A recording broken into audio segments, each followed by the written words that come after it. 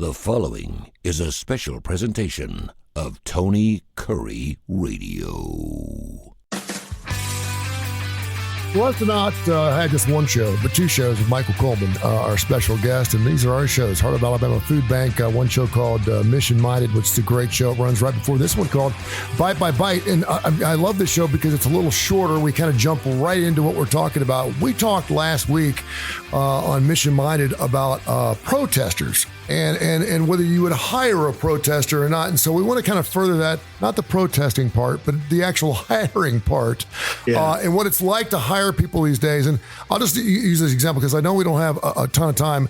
There are some things that when you go into an interview process that quite frankly are just slam dunks, making eye contact, giving a firm handshake, saying yes or no, sir. And even some of those things are foregone these days. It seems like we've kind of lost touch in that. I don't really want to talk about that so much, but I do want you to talk about some of the things you deal with in hiring individuals, because right now, unemployment rates, the lowest they've ever been. It's probably really hard to find some good help.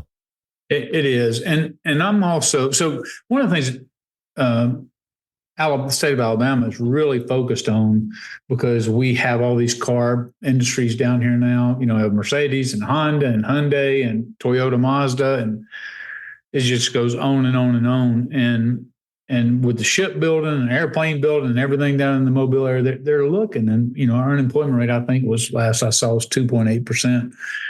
And so they're saying, well, where's our workforce going to come from? And so they're looking at, people coming out of prison and all that kind of stuff, and, immigrants and just everywhere. They're trying to say, how do I pull that? And so that really kind of fits with where I've been for a long time, which is I love giving people second chances. But the problem is when you're giving somebody a second chance, we all know it's a huge roll of the dice for a couple of reasons. One is you have their past that they could revert back to under pressure, because it can still kind of be the norm. You can't tell those kind of things on an interview. Are they still living that life, or have they left that life and they're really committed to turning their life around?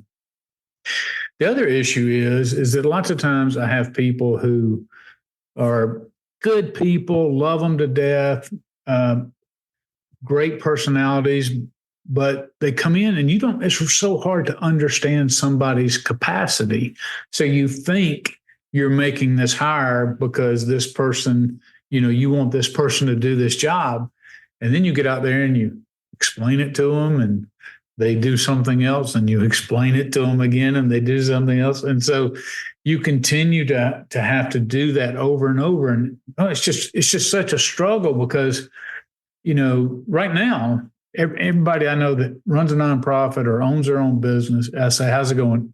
Without fail, everybody comes back to the same thing. It's not the mission. It's finding the people to do it. Mm-hmm. And I think I've made this analogy on Mission Minded. Was I tell everybody when they come into an organization, I'm not going to know you. I just see you at the interview. I read what you put on paper. So I really don't know who you are. But as we're with each other every day, all day, what your natural gifts are, what you're good at, what you're not good at, that's going to come to light. And so sometimes you hire somebody for a position that's a round hole position, but you find out they're a square peg. And it's not that they can't be good. I mean, they're coming to work every day. They have a good attitude. They just don't have the skill set that you need for that particular job that you hired them for. So the question is, how do we get the square peg into the square hole and the round peg into the round hole? Because those are needed. So it's not always this employee's not going to work out. It's sometimes maneuvering them to get the right fit. And it's just one of the struggles that we all have about trying to understand somebody's capacity. And the reason that's, again, just such a challenge is it's not fair to somebody to ask them to do something that they are intellectually not capable of. Mm-hmm. I mean, that's not fair. But if you run into somebody where you hired them for this and you have these specific requirements for the job, and then you find out maybe they're not up for that, then what do you do? especially by that time they've become part of your family. You care. So you see the real. It's an emotional dilemma. You care about this person. I've had people that it's their first job. It's their first adult job. And so they're like, well, yeah, I mean, please, if you're listening, I'm not putting waitressing and all that, but that's one of the jobs that you do when you're in high school, and sometimes people are successful and you can make a lot of money. I'm not putting that job down, but coming to work every day, a 9-to-5 job, and having specific job description responsibilities is just a little bit different animal. And this may be their first one. And so you're trying to train them.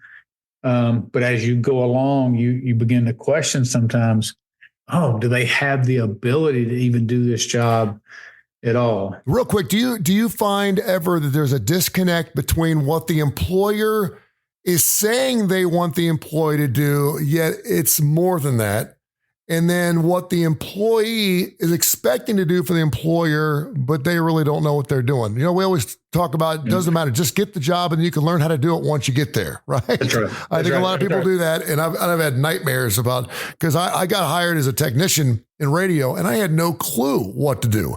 I was, the engineer said, okay, you're going to take the green wire, the white wire, and blah, blah. I just wanted the job and I did it. I mean, I still have nightmares about showing up to work and not knowing exactly what I'm doing.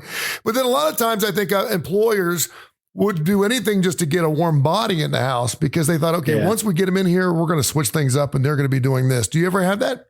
Yeah. So, we have people who come in and they may have had some issues. They're a second chance guy, and we find out, man, this guy's a genius, or this girl's a genius. I mean, they're phenomenal, and you want to then give them as much as they can handle. One of the things I always tell, matter of fact, I just hired somebody who was a donor relations manager, and I told her, I said, one thing I can't tell is your internal capacity.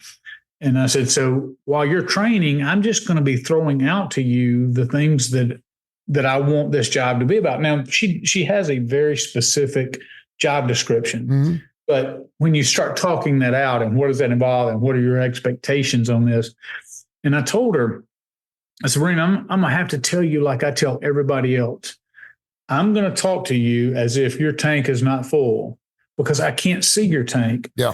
But I'm giving you permission at some point, if I fill your tank and you start to go home with stress at night, or if you start doing that, is I want to communicate to you, give you permission to tell me, hey, Michael, my tank is full right now. I can't do all the things you're asking me to do. And maybe we need to sit down and prioritize those tasks, or at least I need to be mindful and say, oh, wait a minute, maybe she needs some assistance, like another person in her department, because I'm overwhelming her with all the things that I'm asking her to do. So it's a real balance. You want to push people. You want to make sure that you are getting what you're paying for, especially if you pay well. And I try to pay well. So with some people, it's a time management issue. With her, she's just like you said, she'll go in, she'll tackle everything you can and just keep until she just probably, takes on too much. Mm-hmm. But all that to say, boy, it's such a dilemma sometimes when you're looking at, we need in each one of these departments, I need that person, like you said, that comes in, grabs the bull by the horn, learns, and moves forward and does great things. And when you don't have that, then it's like, okay, I need you to step up. I need you. So you kind of re-explain it. You kind of reteach it. And then after a while, you're like, with some people, it's like, ugh, boy, they're not responding like I want to.